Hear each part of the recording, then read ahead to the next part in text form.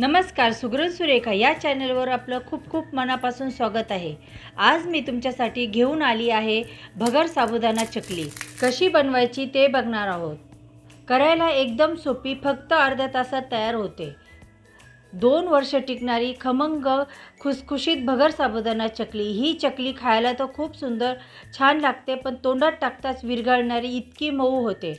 अजिबात कडक न होता खायला चविष्ट। पण त्या अगोदर माझ्या चॅनलवर जर तुम्ही नवीन असणार तर माझ्या चॅनलला सबस्क्राईब करा, लाईक करा, शेअर करा। चला तर रेसिपीला सुरुवात करूया। इथे मी 1 वाटी साबुदाणा घेतला होता। तो रात्रभर छान भिजवून घेतलेला आहे। साबुदाणा छान मस्त भिजला गेलेला आहे।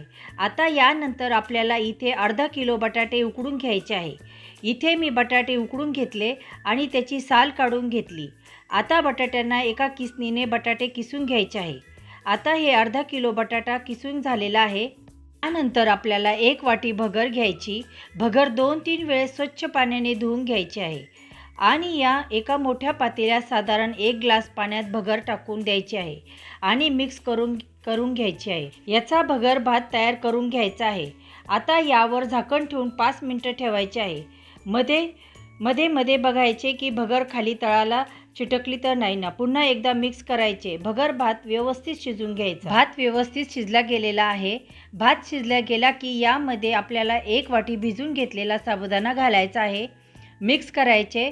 साबुदाणा भगर चांगले मिक्स झाल्यानंतर गॅसची फ्लेम बंद करायची आणि यावर झाकण ठेवून 20 मिनिटे असेच ठेवायचे।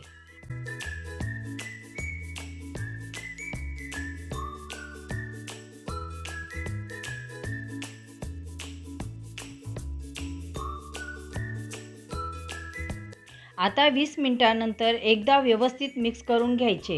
हे मिश्रण थंड करून घ्यायचे। आता हे मिश्रण कोमट झाल्यानंतर आता किसलेला बटाटा यामध्ये हे मिश्रण टाकायचे।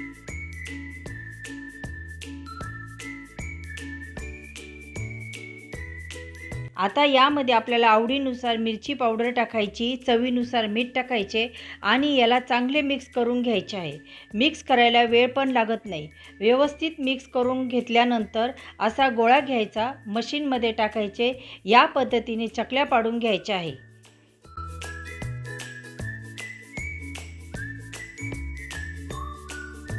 आता या पूर्ण चकल्या मी करून घेते आणि या चकल्या उन्हाला चांगल्या वाळून घ्यायच्या आहे। तर बघू शकता मस्त अशा चकल्या झालेल्या आहे आपल्या। तर मस्त चकल्या वाळून झालेल्या आहे। तर आता तळून बघूया। कढईत तेल गरम करायला ठेवलेले आहे। तेल मीडियम गरम पाहिजे।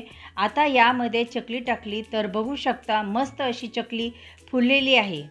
ही खमंग खुसखुशीत चकली नक्की करून बघा। रेसिपी आवडली असेल तर कमेंट करा, लाईक करा, शेअर करायला विसरू नका। व्हिडिओ बघितल्याबद्दल धन्यवाद।